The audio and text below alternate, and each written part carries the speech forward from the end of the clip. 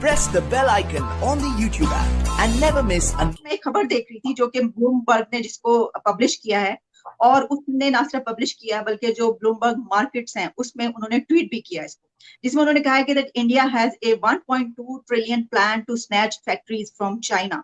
और उसमें उन्होंने एक इंडिया की तरफ से एक प्रोजेक्ट बाकायदा जो है लॉन्च किया गया है, पीएम मोदी ने उसकी लॉन्चिंग की और उसमें ये बताया गया कि किस तरीके से ये पूरा प्लान बनाया जाएगा, और इस पे तकरीबन 1.2 ट्रिलियन प्लान जो है ये इसको कहा जा रहा है।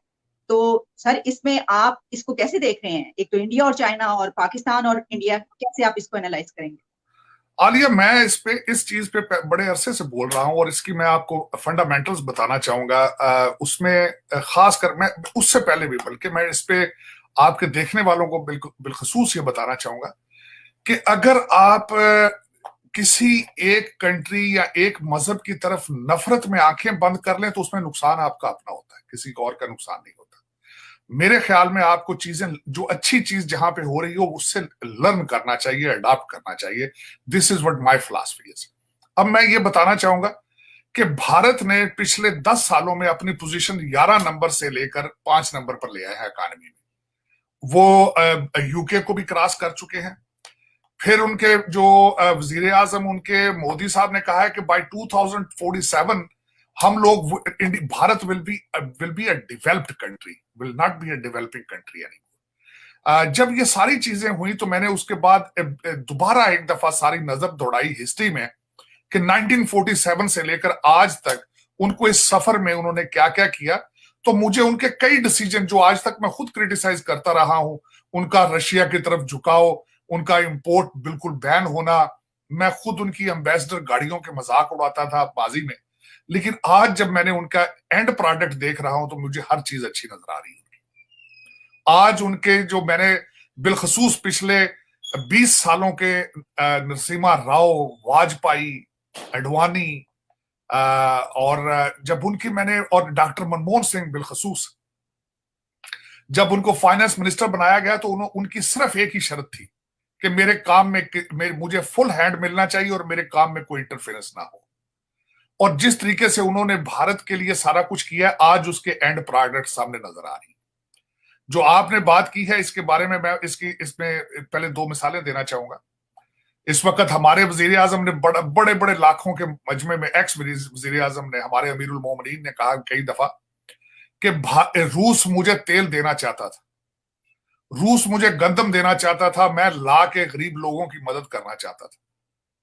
शहबाज शरीफ साहब एससीओ में गए, उन्होंने भी वापस आकर कहा कि हाँ जी रशिया हमें तेल देना चाहता है, मैं लेकिन आप किस चीज से लेंगे? आपके पास पैसे मौजूद हैं? आप जहां से तेल लेते हैं डेफर्ड पेमेंट्स पे लेते हैं खान साहब। आप सऊदी अरेबिया के जाके मिन्नतें तरले करके डेफर्ड पेमेंट पे तेल लेते हैं वहां से। आपके पास लेने के लिए सिवाय बातों के कुछ भी नहीं है। अब मैं ये बताना चाहता हूं, जो मैं मिसाल रशिया की क्यों रखी, रूस से भारत ने तेल लिया, क्रूड ऑयल, ना सिर्फ अपनी जरूरतों के लिए बल्कि उसको रिफाइन करके बेचा आगे और उससे पैसे बनाए। अब मैं रिसेंट इंफॉर्मेशन उसके बारे में देना चाहूंगा। कामयाबी की जरा मंजिलें देखें। उन्होंने रूस से तेल लिया रुपयों में, not in dollars, not in उनके रूबल्स, रुपयों में तेल लिया। और जो वो रुपए हैं उसको भी उन्होंने कहा कि आपका पैसा आप भारत में इन्वेस्ट करें।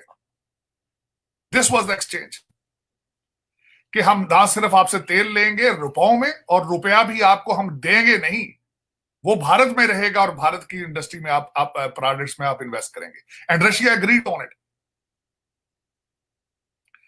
तो ये उसकी एक जिंदा मिसाल मैंने आपको दी थी। This is how the Nations without nationalism can not survive. लोगों को इंपोर्ट करना चाहिए नेशनलिज्म कहीं से, वरना आपके हालात सख्त खराब हैं। अब मैं जब दूसरी बात करना चाहूंगा, जिस आप एक प्रोजेक्ट की बात की है 1.2 ट्रिलियन, जिसका नाम गति शक्ति है, और गति शक्ति का मतलब हिंदी में है स्पीड ऑफ लाइट। अब मैं उसके बारे में बताऊंगा। ये तो एक आइडिया है। अब देखें इस वक्त जो मैं बताना चाहूंगा कि चाइना किस तरह बना था। एक तो ये एक बात है कि चाइना पाकिस्तान से के बाद में आजाद हुआ था। बना कैसे था? सबसे बड़ा इंस्ट्रूमेंटल चीज थी कि उन्होंने अमेरिका की रिसर्च को, जिसको इंटेलेक्चुअल प्रॉपर्टी कहा जाता है, उसकी थेफ्ट से पैसा बनाया, कॉपी करके।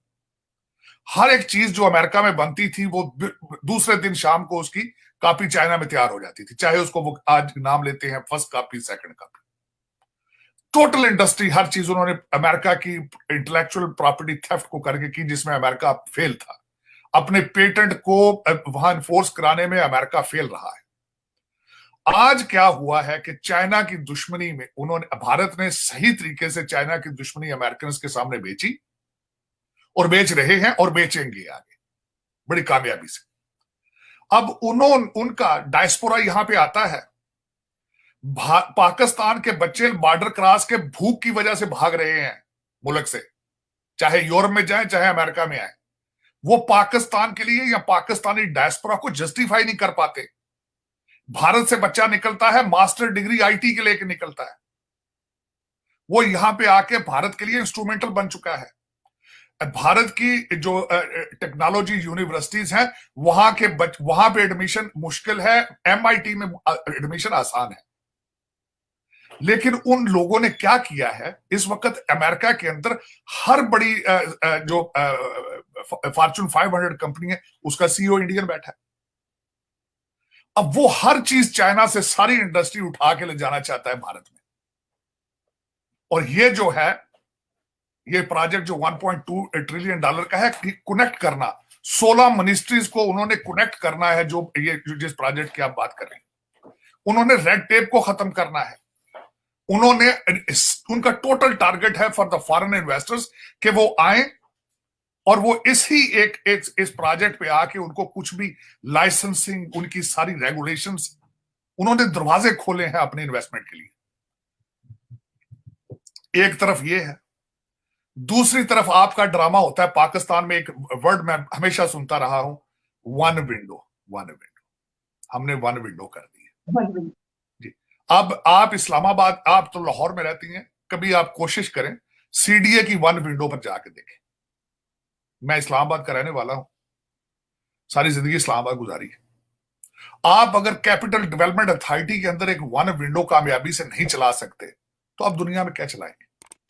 आपके पास एक बहुत बड़ा प्रोजेक्ट जिसके मैं हक में नहीं था क्योंकि आई एम एन अमेरिकन, जिसको कहा जाता था सी पैक, आपके पास आपके पिछली 2 हुकूमतों ने, मुझे तो यहां तक लोग कहते हैं, मैंने सुना है उनको कहते हुए कि नवाज शरीफ और जरदारी साहब, इनको सिर्फ इसी बात की सजा दी गई है कि ये सी पैक के साथ ये देवर अटैच विद इट। आपने उनसे भी 26 बिलियन डॉलर आपने उड़ाया, खाया। वो ट्रांसफर हो चुका है इस वक्त लंदन में, दुबई में, और उनके पिज्जा स्टोर बन चुके हैं। लेकिन आपने उस अपॉर्चुनिटीज को भी बाय बाय कर दिया। चाइना कहता था मैं ग्वादर को सिंगापुर बना दूंगा, आपने चाइना के दरवाजे बंद कर दिए। चाइना आपसे नाराज सख्त है। अगले दिन नीलम डैम के ऊपर, नीलम दरिया के ऊपर डैम बनाना था, वो डैम आधा बना चुके थे, वो छोड़ के वापस चले जा चुके, वो वापस जा चुके। क्योंकि इमरान खान हुकूमत का सबसे बड़ा प्रोजेक्ट यही दिया गया था कि you have to stop CPEC and he delivered it. अब आप, मैं जो आगे दो चीजें और बताऊंगा कि आगे आपके मुस्तकबिल में क्या होने वाला है। इस वक्त भारत जो है उसको सिक्योरिटी काउंसिल के 2 साल की लीडरशिप उसकी टर्न आ चुकी है, वो 2 साल के लिए उसकी लीडरशिप उनको मिलेगी। दूसरी लीडरशिप की उनकी टर्न आ चुकी है, G20 1 साल के लिए भारत को दे दी जाएगी।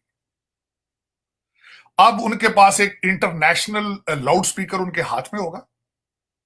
इकोनॉमी उनकी स्ट्रांग है, भारत में दे आर यूनाइटेड। मोदी साहब has given them the steroids of nationalism. अब आप ये बताएं कि इन सर्कमस्टांसेस में कैन यू सर्वाइव? और आपके स्टेट, मैं आपको बताना चाहूंगा कि आपकी what is the state of the Pakistan, what is the state of the state. एक कंट्री जाम हो चुका है एक आर्मी चीफ की अपॉइंटमेंट में। एक आर्मी चीफ, एक इंसान की अपॉइंटमेंट के लिए आपका मुल्क has come to the dead end deadlock jammed. जंग जारी है। पाकिस्तान का सबसे बड़ा युद्ध हो रहा है just on the appointment of one man. आपके क्या हाल में दुनिया नहीं देख रही है? मेरा ये क्वेश्चन मार्क है, दुनिया नहीं देख रही है। आप क्या समझते हैं जो 25-30 टूटे फूटे एम्बेसडर पाकिस्तान में बैठे हैं वो साइफर नहीं लिख रहे हैं? वो ऑब्जर्व नहीं कर रहे हैं कि सुबह गवर्नमेंट कॉलेज यूनिवर्सिटी में आप आप जाके बच्चों से फौज के खिलाफ गालियां निकलवाते हैं और शाम को एडवर्ड कॉलेज पेशावर में जाके बच्चों को कहते हैं जिहाद के लिए तैयार हो जो और अपनी फौज को गालियां निकालो, वो नहीं देख रहे।